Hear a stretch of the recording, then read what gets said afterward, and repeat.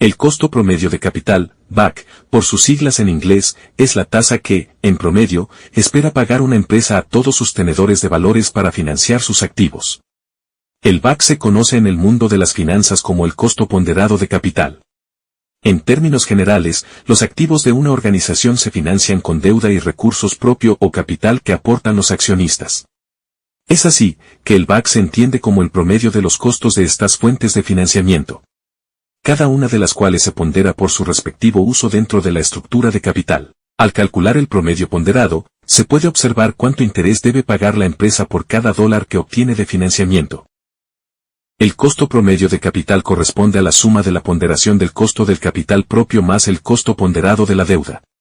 Vale decir que esta última se encuentra afectada por el conocido escudo impositivo, que representa la deducción de impuesto que se puede aprovechar sobre las obligaciones financieras que posee una empresa. El escudo impositivo se determina restando a la unidad el porcentaje de impuesto que se le aplica a la empresa. Es decir, 1 menos el tipo impositivo.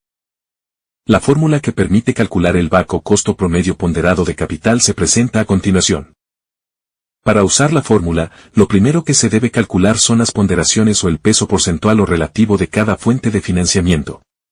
En general, los activos de una empresa se financian, una parte con endeudamiento y otra con capital. Cuando se desea estimar el costo de capital de una compañía que cotiza en bolsa o en el mercado de capitales, el valor de II se determina por su capitalización bursátil. El mismo corresponde al total de la cotización de mercado de todas sus acciones en circulación. Por ejemplo, tomando el caso de la compañía Apple, al momento de realizar este video, según Yahoo Finance, tenía un precio por acción de $227.50. Además, contaba en circulación la cantidad de 15.250.000 acciones. Ello implica una capitalización bursátil de $3.469.375 millones. Entonces, ese monto representa el valor de E que se muestra en la fórmula. Por razones prácticas y para simplificar los cálculos, a partir de ahora, las cifras que se utilizarán para determinar el BAC se presentarán en miles de dólares. Siendo así, se debe calcular el monto de la deuda que representa la variable D. Para ello, en la página Yahoo Finance, se verificó en el balance general de la compañía Apple, los saldos de su deuda financiera de corto y largo plazo al cierre del primer y segundo trimestre del año 2024. Con esos montos se tomó un saldo promedio que se utiliza para el cálculo correspondiente.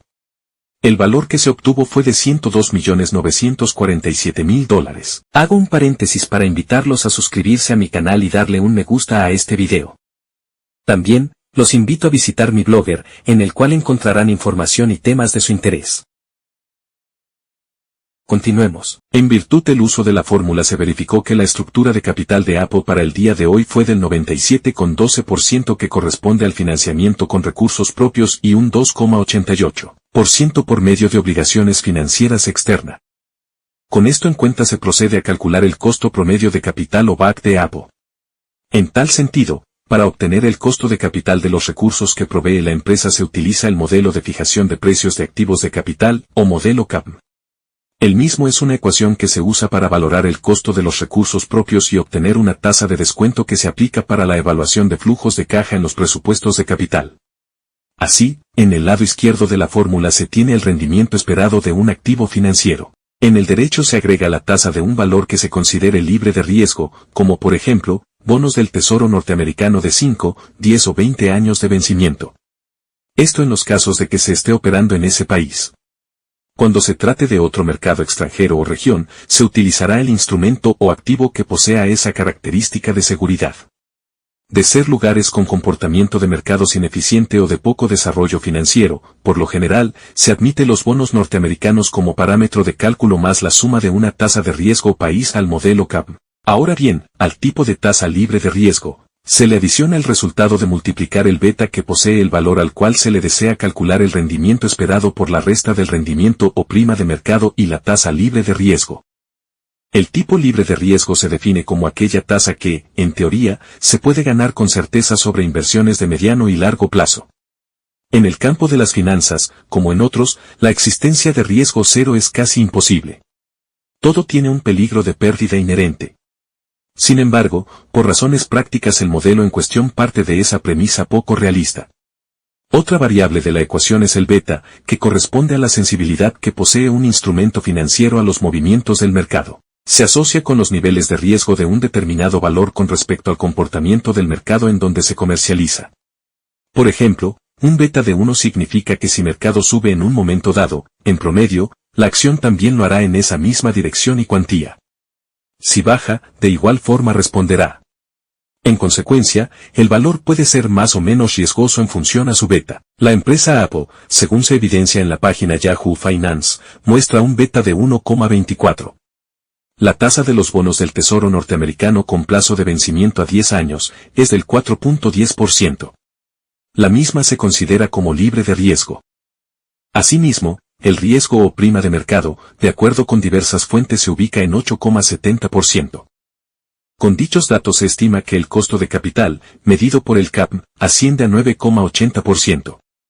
Para calcular el costo del financiamiento se divide los gastos por pago de intereses que se muestra en el estado de resultado del periodo de cierre y se divide entre el promedio de las deudas u obligaciones financieras de corto y largo plazo que se indican en los pasivos del balance general.